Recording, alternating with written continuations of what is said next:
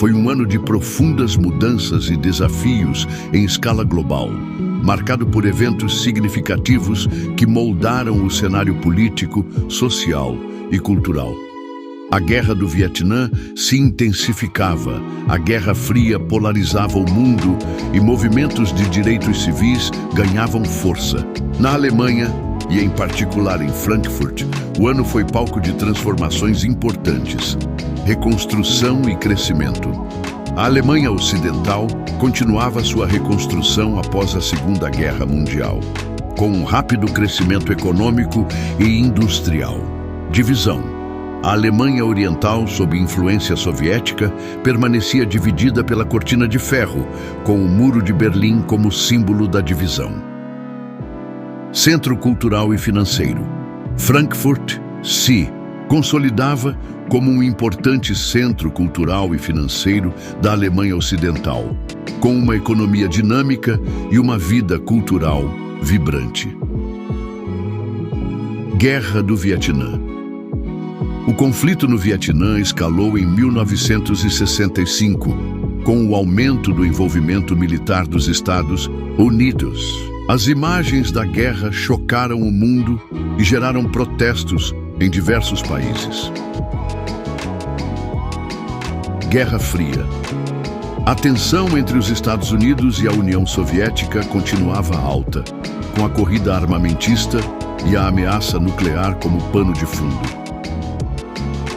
Movimentos de direitos civis, a luta por igualdade racial e o fim da segregação nos Estados Unidos ganharam força, com lideranças como Martin Luther King Jr. à frente.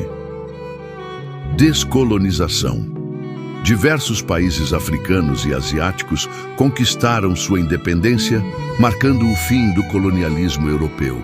Senhoras e senhores, sejam bem-vindos a mais um vídeo do canal RVC Carros Clássicos.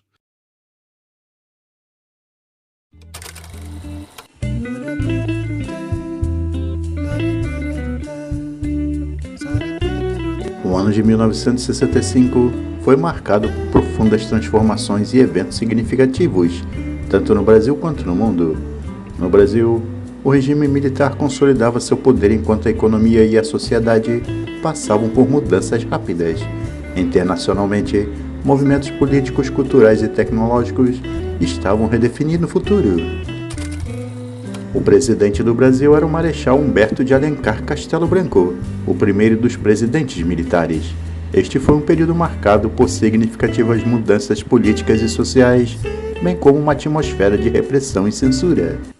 Nas grandes cidades como Rio de Janeiro e São Paulo, o crescimento econômico estava trazendo modernização e novas oportunidades de emprego, embora também aumentasse a desigualdade social. As famílias urbanas começavam a adotar eletrodomésticos como geladeiras e televisores, que se tornavam mais acessíveis.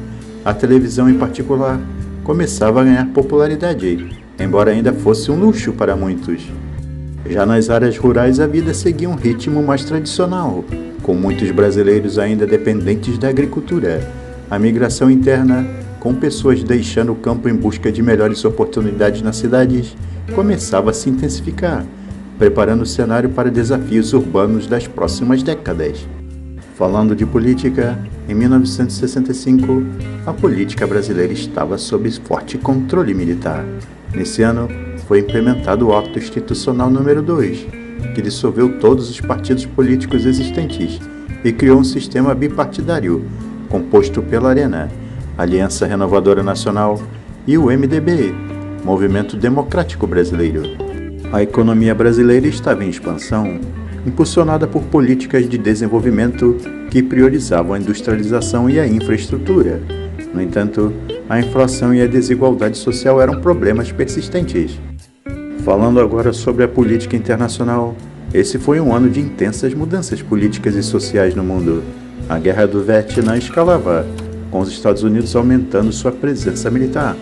A luta pelos direitos civis nos Estados Unidos também atingia um ponto crítico, com eventos como a Marcha de Selma em Montgomery, liderada por Martin Luther King.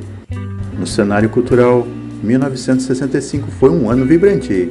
Os Beatles lançaram Help, um álbum que se tornaria icônico, enquanto a moda e os movimentos culturais refletiam as mudanças sociais e a rebeldia da juventude.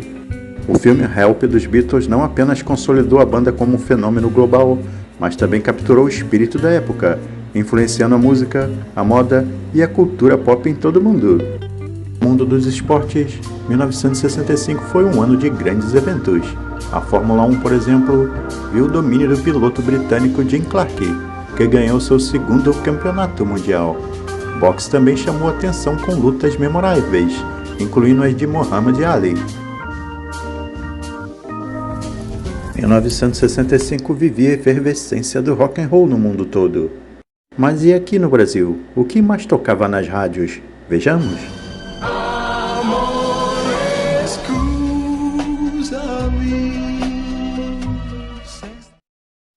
Que belíssima canção italiana é essa, hein? Outra canção que também fez enorme sucesso foi o Trem das 11, com os Demônios da Garoa, e o rei Roberto Carlos interpretando Calhambeque, sem falar do inesquecível Tomar Dutra, interpretando Sentimental Demais. Então você tem um livro que você pode carregar e levar para qualquer lugar que você for. Esse livro fica dentro do seu celular. Já pensou? E se eu disser que esse livro, baseado no vídeo que você mais gosta? Sensacional, né? Então, ele já existe. Está disponível aqui no link na descrição abaixo. Basta clicar. Está por um precinho de apenas R$10. Não perca, aproveite já. No campo cultural, os anos 60 foram marcados por movimentos de contestação e busca por liberdade de expressão. No Brasil, surgiam movimentos musicais como a Jovem Guarda, capitaneados por Roberto e Erasmo Carlos, além da Vanderleia, e a Tropicália, que traziam novos sons e ideias para a cena cultural do país. Foi também nesse ano de 1965 que a Monarch lançou sua nova bicicleta barra dupla, a BR-65, que tinha um quadro totalmente diferente dos modelos anteriormente divulgados pela empresa. Falando agora sobre as novelas, na TV Excelsior, no dia 19 de abril, estreava no horário das 19h30 a novela Vidas Cruzadas, onde o personagem Henrique Varela, um marginal procurado pela polícia, assume a identidade de Bruno Vieira, seu sósia, morto em um acidente. Os conflitos se aceleram quando Varela vai viver na casa de Bruno, passando-se por ele perante sua família. Só que o lar está em total desajuste.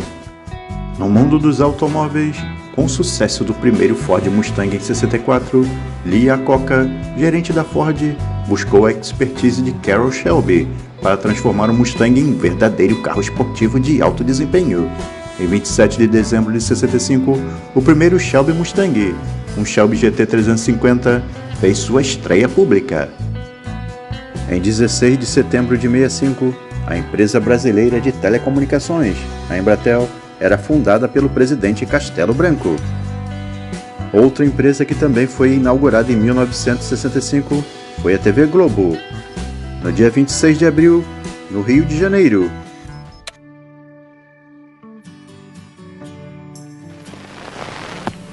O quê?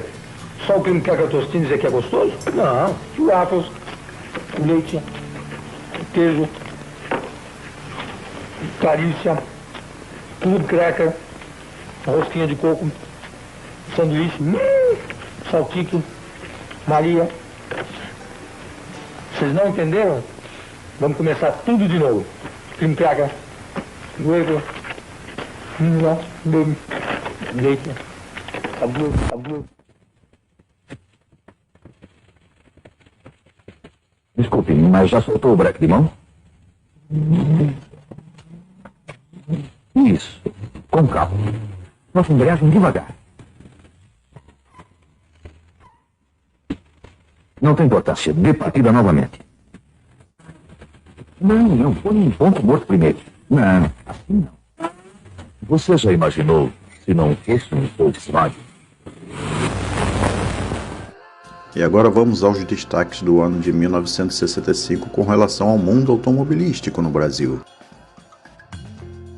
A história da Puma se inicia em 1964, na cidade de Matão, no interior de São Paulo, quando um grupo de aficionados por automobilismo, liderados por Rino Malzoni, resolvem criar um automóvel esportivo. Já em 1965, os primeiros protótipos do GT Malzone eram expostos. Mais tarde, esses carros viriam se chamar Puma, ainda usando a mecânica DKV. O Cinca Presidence foi a versão luxuosa do Cinca Chambord. Tinha calotas raiadas, tipo as da Maserati 250F, pneu step atrás do porta-malas, cores exclusivas e bancos de couro. Recebeu em 1965 o motor V8 do modelo Tufão. O Aeroiris de 65 ganhava melhorias em suas linhas, como a nova traseira, mais baixa e com novos desenhos de lanternas, além de novos contornos do farol. Outras remodelações viriam nos frisos, além de exclusivas opções de cores e padronagem dos bancos e câmbio de 4 marchas sincronizadas. Em finais de 1965, para uma frota nacional de mais de 2.100.000 veículos, 58% destes já eram nacionais. Em 1965, a FNME deu mais atenção à rede de assistência e à produção de peças de reposição, com impacto positivo sobre a venda de carros, que subiu de 388 unidades para mais de 1.115 unidades. Em 1965, a Volkswagen foi a primeira montadora nacional a inaugurar um centro de desenvolvimento, pesquisa e design. Com o objetivo de criar novos produtos, a marca lançou projetos como o Karmann Ghia, da alemã Karmann Ghia, o Coupé SP, o Hatchback Brasília, lançados ao longo da década de 70. Em 65, a Vemag lançou o Belca Rio, em homenagem ao 4º centenário da cidade do Rio de Janeiro, e os carros passaram a ser equipados com sistema Lubrimate, que dispensa a mistura óleo e gasolina direto no tanque. E agora vamos ao ranking de venda de carros do ano de 1965. O ano não teve grandes mudanças, com o Fusca permanecendo em primeiro lugar, seguido pelo Aeroiris e da Volkswagen Kombi, que voltava para a terceira posição. O destaque negativo do ano ficava por conta do Toyota Bandeirante, que caiu 65% em relação ao ano de 64.